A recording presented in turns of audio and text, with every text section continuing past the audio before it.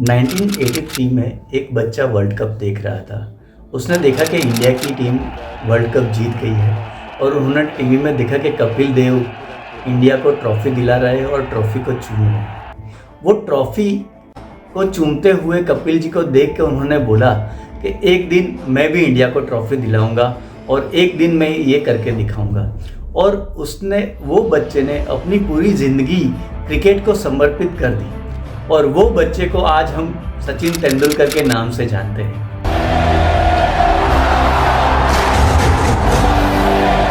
शब्द मानवता के लिए उपलब्ध सबसे शक्तिशाली शक्ति है और शब्द का इस्तेमाल हम प्रोत्साहन के रूप में भी कर सकते हैं और विनाशकारी रूप में भी कर सकते हैं। और हमारे चुने हुए शब्द में मदद करने, ठीक करने, बाधा डालने, अपमानित करने, चोट पहुंचाने या फिर विनम्र होने की क्षमता होती है। तो ये बात जब भी आप बोलते हो कि मैं ये तो मैं भी कर सकता हूँ, तो उसमें एक शक्ति होती है, उसमें एक ऊर्जा होती है। तो जब भी आप बोलते हो समझ लीजिए सरस्वती जी आपके जिह्वा से बोल रहे हैं और जब भी आप ये बोलोगे और उसको सच करने का जज्बा रखोगे तो आपको 100% सफलता मिलेगी। तो जब भी आप अपने आप से ये कहोगे कि मैं भी कर सकता हूँ, तब आप 3 पावर को जागरूक करोगे।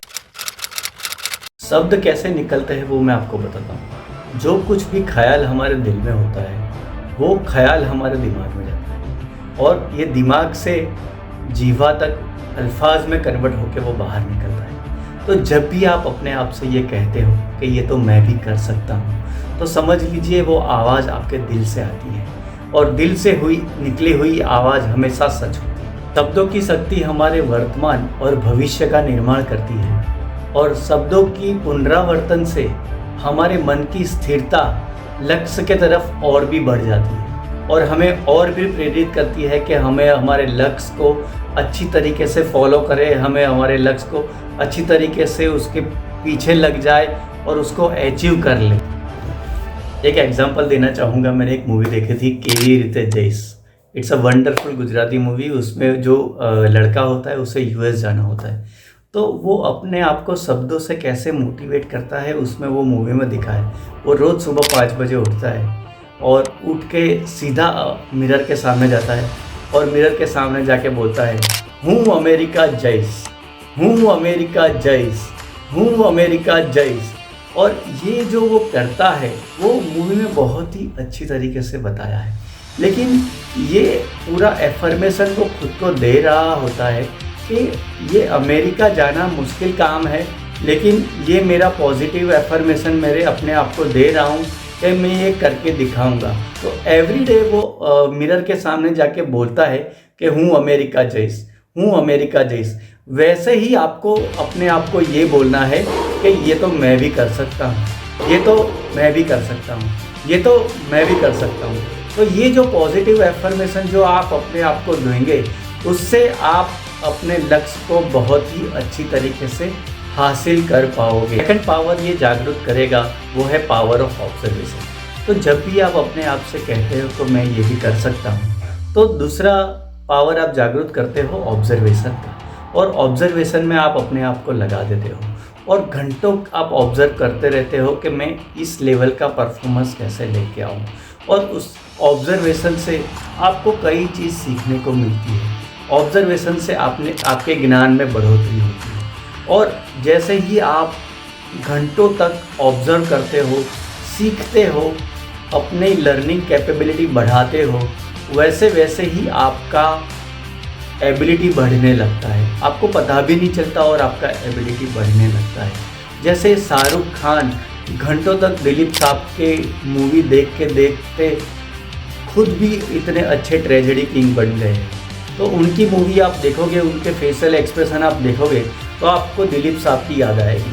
लेकिन शाहरुख खान फेमस है अपने रोमांटिक मूवी के लिए।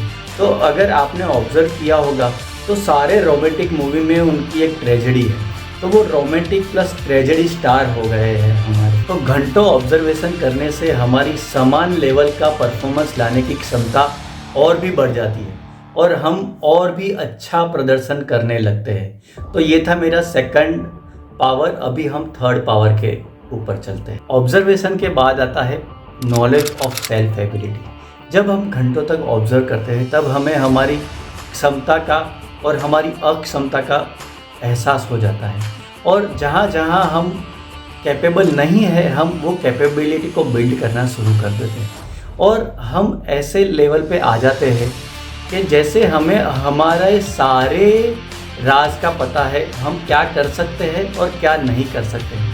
तो ये कैपेबिलिटी बिल्डिंग का काम हम शुरू करने लगते हैं।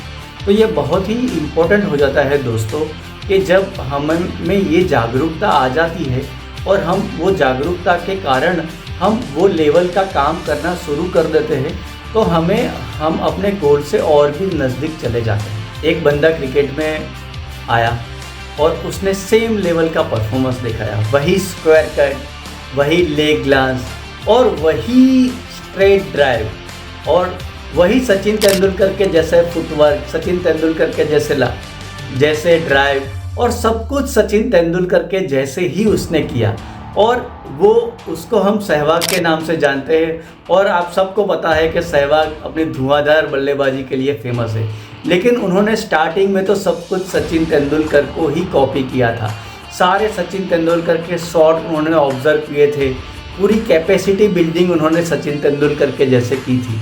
लेकिन उन्होंने एंड में सिर्फ एक काम किया कि सचिन तेंदुलकर के जैसे उन्होंने एक धुआंधार बल्लेबाजी खेली जो सचिन तेंदुलकर भी नहीं करते थे।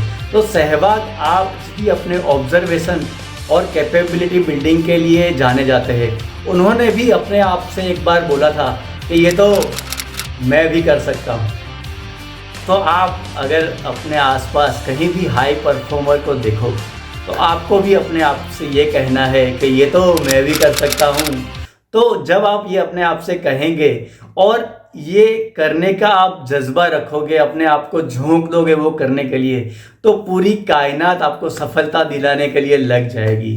तो आप अपने आप से हमेशा कहते रहिए ये तो मैं भी कर सकता हूँ। दोस्तों, आपको ये वीडियो अच्छा लगा है तो लाइक और सब्सक्राइब कर दीजिए।